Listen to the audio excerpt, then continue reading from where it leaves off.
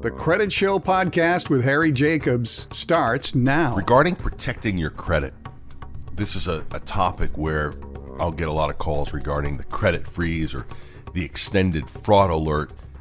You know, there are things that happen, obviously, that cause us all to, panic. I got a call, I guess 4 weeks ago, from a friend of mine's daughter. And when one of your friend's kids calls you, you drop everything. What happened? You okay? Tell me. You know what I mean? You kind of go into that protective mode. And she said, Harry, I get this alert on my credit, and I got a phone call from, American Express. And we went through the whole thing. And by the way, this is a girl that's 20, I think she's 24 maybe, or 25 years old. She's already got a score that's near 800. She's done a fantastic job at managing her credit. But she got a call from American Express. There was an attempt to open up an account in her name. And I said, listen, do you remember a few years ago I had you put that extended fraud alert on your credit? And she said, yeah. I said, well, that is why you get the phone call from American Express. I said, I'd be willing to bet that nothing happened and everything is okay, but let's take a look at it. She said, all right, can I tell you what I did first? And you know how kids are. Can I tell you what I did? Can I tell you what I did? Of course you can. Take a deep breath and tell me what you did. She said, I froze my credit report. I froze all three of them. I said, okay, no harm there. So I thought it would be something that would make sense to explain to you what a credit freeze is versus what an extended fraud alert is. All right. First, the credit freeze is known as also as a security freeze. So if you were to Google it and figure out how to do it on your own, credit freeze, security freeze, same thing. It's just a measure that restricts access to your credit reports. When should you use it? You use it in the way that we just talked about with my friend's daughter. If you have experienced identity theft, you can use it kind of prophylactically, if you'll excuse the terminology. I get that from Jake and Elwood. You can just keep the freeze on there if you want to do that. It's a preventative measure that can mitigate the risk of fraud, right? And with 12 to 15 million people a year experiencing identity theft, it's a good idea. When the report is frozen, the big question is who can access my report if it's frozen or the security freeze has been put on there.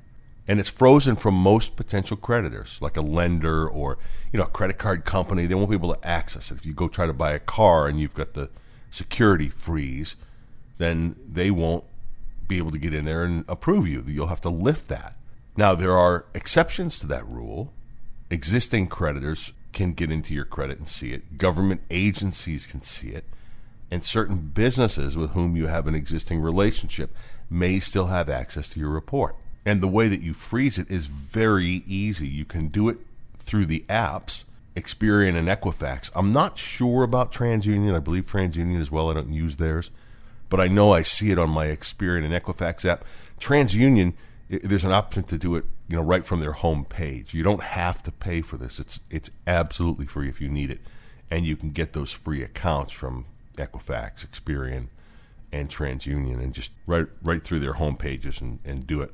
The app feature is kind of nice to be able to just turn it on and off from your phone if you're going to be applying for credit, just to have that as a convenience. You have to provide a PIN number and a little additional information to verify who you are and all that. By the way, removing it is just as easy.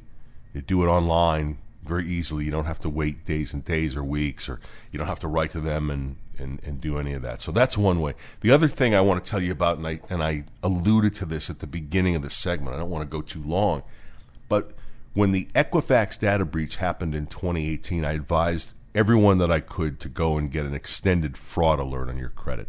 And the difference between the fraud alert and the credit freeze is the fraud alert will cause anyone that you apply for credit from, you go buy a car, you go try to open up a credit card or at a department store. What the bureaus will do is they will put that fraud alert on your credit report. By the way, you do it with one bureau, they have to pass it to the other two. And then anytime you apply for anything, that company who you apply with has to call you at the number that you've provided on the fraud alert form. So either one of them I think are fine. I don't use the freeze. I use the extended fraud alert myself, but if you need any information on any of this, obviously you can pick up the phone and call or go to the website and book an appointment with me. I'm happy to help you out. You've been listening to the Credit Show podcast with Harry Jacobs. If you need assistance with your credit, text CREDIT to 702-778-2000.